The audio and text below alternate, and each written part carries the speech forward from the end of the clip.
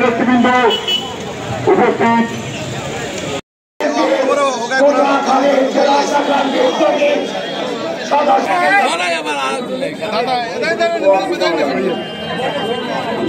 বক্তব্য রাখবেন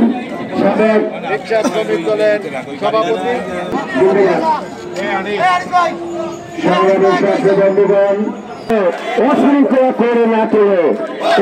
এই দিক দৃষ্টিটা আমি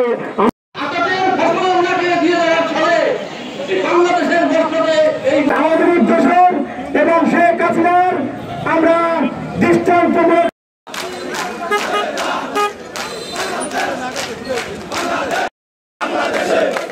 বাংলাদেশে